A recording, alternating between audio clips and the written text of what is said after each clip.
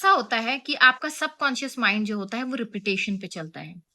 और मैं एक चैलेंज लेकर इस चीज को करना चाहती थी। तो सबसे पहले मैंने आप लोगों तक पहुंचाने से पहले मैंने खुद ही ये चैलेंज को लिया था 10,000 बार का। अब ये जब मैंने चैलेंज लिया था, तो मैंने ऐसे ही ये चैलेंज को ले लिया था, लेकिन मेरा कहीं ना कहीं इस चीज पर बिलीव था कि कुछ ना कुछ तो होगा। रिजल्ट भले ही बहुत ड्रास्टिक ना आए, लेकिन कुछ तो ऐसा आएगा। लेकिन मैंने ये एक्सपेक्ट नहीं किया था कि इतना ड्रास्टिक रिजल्ट आ सकता है।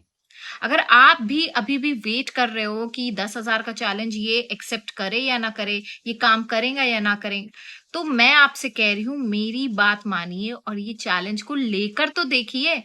आप भी अपनी सक्सेस स्टोरीज मेरे साथ शेयर करोगे फिर। एवरीवन, कैसे हैं आप सब लोग? आज मैं आप लोगों को एक सक्सेस स्टोरी शेयर करने वाली हूँ, जो कि है 10,000 टाइम्स रिपीटेशन की सक्सेस स्टोरी। और ये जो सक्सेस स्टोरी है, बेसिकली ये एक मेरी है और एक मेरी सब्सक्राइबर की है, जो मैं आप लोगों के साथ शेयर करूंगी।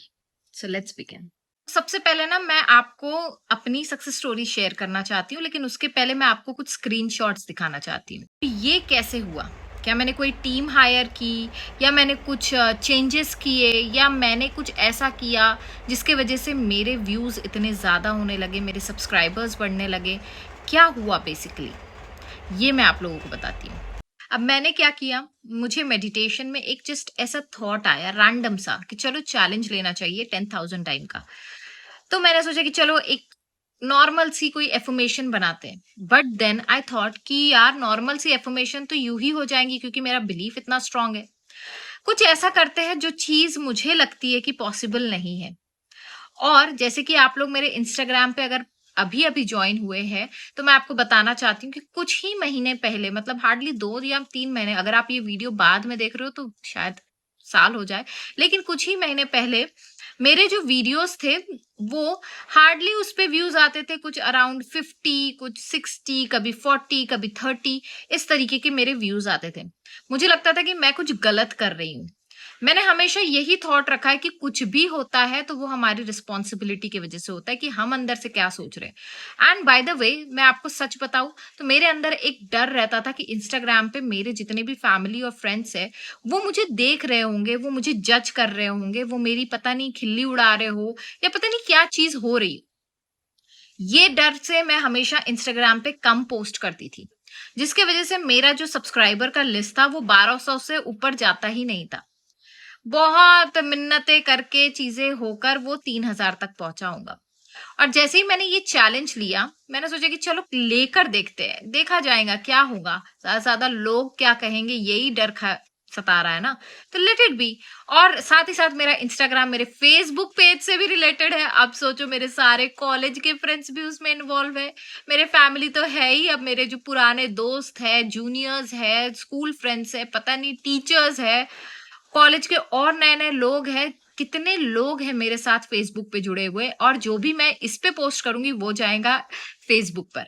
अब इस वजह से मैंने अपने आप को कभी ओपनली, कभी भी मैं इतने अच्छे से वीडियोस नहीं बनाती हूँ। अगर आप मेरी वीडियोस देखोगे ना इंस्टाग्राम पे, तो मोस्टली ऐसे ही रहते हैं, और मैं रोबोट की तरफ बोल रही होती हूँ, क्योंकि मेरे अंदर एक डर खाया रहता था कि यार देख लेंगे, कोई क्या जज करेगा, कोई क्या बोलेगा। करते हैं लोग, अभी भी करते हैं, मैं ये नहीं कह रही हूँ कि नहीं करेंगे, बट वो अपने आप एक करेज आपके अंदर भगवान डाल ही देता है। जब आप रिपीटेशन में एक ही प्रेयर को बार बार मांग रहे होते हो, तो वो आपके अंदर वो करेज भी डाल देता है, वो डायरेक्शन भी डाल देता है, वो अलाइनमेंट भी डाल देता है, और चीजें आपकी होने लग जाती है। तो अब ऐसा होता है कि मैंने स्टार्ट कर दिया एफर्म करना कि मेरे वीडियोस वायरल जा रहे हैं इंस्टाग्राम पे। My videos are going viral on Instagram, my videos are going viral on Instagram. और बोलते बोलते बोलते बोलते कब वो चीजें होने लग गई, मुझे यही नहीं समझ में आया। हाँ, मैंने एक चीज तो जरूर ट्राई की, जो श्री कृष्ण ने कहा था कि कर्म करो, फल की चिंता मत करो। और मैंने फल की चिंता बिल्कुल भी नहीं करी। मैंने इंस्टाग्राम पे व्यूज देखना बंद कर दिया, मैंने लाइक्स देखना बंद कर दिया, मैंने कमेंट्स पढ़ना बंद कर दिया, मैंने सब कुछ बंद कर दिया। सिर्फ एक ही काम शुरू रखा, वो है अपलोड बटन।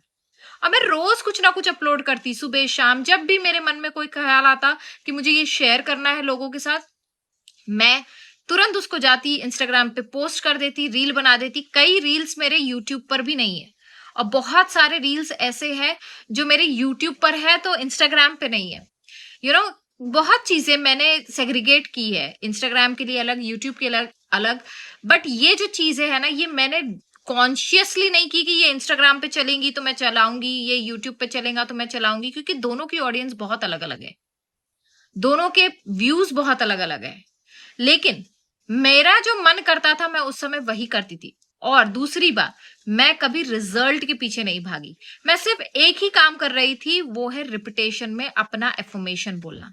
अगर आप भी कुछ एफर्म कर रहे हो और आपको 3D रियलिटी में कुछ दिखाई नहीं दे रहा है, तो उसको इग्नोर करो पूरी तरीके से, सोचो कि ये चीज मुझे फर्क ही नहीं पड़ता है। मेरा काम क्या है? मेरा काम है एफर्म करना, मेरा काम है प्रे करना, मेरा काम है इस एफर्मेशन को बार बार दोहराना।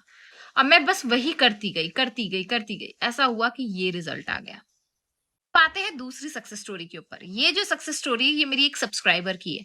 जैसा मैं उनका बैकग्राउंड जानती हूँ, जो मेरा उनका और बिलीफ सिस्टम है, कुछ उन्होंने मेरे से हीलिंग क्लासेस लिए, मेडिटेशन लिए, सबलिमिनल्स लिए, वो हमेशा मेरे कॉन्टैक्ट में रहती है। अब क्या होता है, उन्होंने एक दिन मेरा वीडियो देखा, 10,000 का चैलेंज। उन्होंने कहा कि दी क्या मैं ले सकती हूँ? मैंने कहा हाँ, तुम क्यों नहीं ले सकते हो, सब ले सकते हैं, मैं भी लेती हूँ। तो उन्होंने स्टार्ट किया एफर्म करना, and then she found this miraculous result कि उनका जो हेयर फॉल हो रहा था, वो हेयर फॉल रुक गया जस्ट बाय डूइंग 10,000 एफर्मेशन। ये होती है ताकत रिपीटेशन की, ये होती है ताकत आपके एफर्मेशन की। आपके थॉट्स आपकी रियलिटी बनना शुरू हो जाते हैं। बस आपका काम है अपनी 3D रियलिटी को इग्नोर करना और सिर्फ अपने एफर्मेशन पर ध्यान देना, उस पर फोकस करना।